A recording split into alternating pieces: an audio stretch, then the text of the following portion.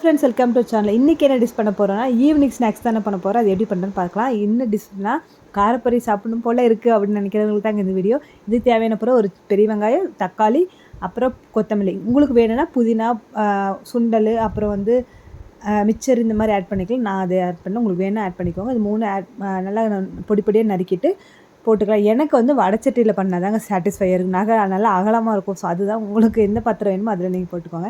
அப்புறம் அது தேவையான தூள் உப்பு, அப்புறம் மிளகாத்தூள், தேங்காய் எண்ணெய் எதுக்கு போடுறோம், நம்ம காரம் போடுறோம்ல. ஸோ அது கொஞ்சம் ஈக்குவலாக இருக்கும், அதெல்லாம் மனமாகவும் இருக்கும். ஸோ தேங்காய் எண்ணெய் ஊற்றிட்டு, தேங்காய் எண்ணெய் பார்த்திங்கன்னா எனக்கு நல்லா ஓப்பன் ஆகலை. மறுபடியும் நான் வந்து அந்த டேப்பில் ஊற்றிக்கிட்டேன். ஸோ தேங்காய் எண்ணெய் போட்டு நல்லா மிக்ஸ் பண்ணிக்கலாம். மிக்ஸ் பண்ணோன்னா அந்த வெஜிடபிள்ஸ் எல்லாமே காரம் இருக்கும். அதுக்கப்புறம் நமக்கு அளவு பொரி போட்டுக்கலாம்.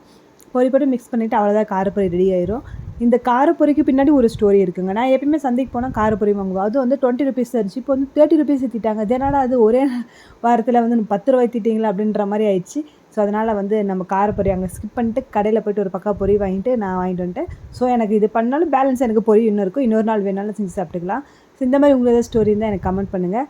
இதை நல்லா மிக்ஸ் பண்ணிட்டு காரம் நமக்கு ஓகேன்னா சாப்பிட்டுக்கலாம். ஒன்று வேணால் காரம் ஆட் பண்ணிக்கலாம். அவ்வளோதாங்க. இதை வந்து ஒரு பேப்பரில் ரோல் பண்ணி நம்ம அதில் வந்து போட்டுட்டோம்னா கடையில் சாப்பிடணும் ஒரு சாட்டிஸ்ஃபை இருக்கும். இந்த மாதிரி நம்ம வீடியோ பார்க்க சப்ஸ்கிரைப் பண்ணி லைக் பண்ணி ஷேர் பண்ணுங்கள். மறக்காமல் சப்ஸ்கிரைப் பண்ணுங்கள். டாடா, பை.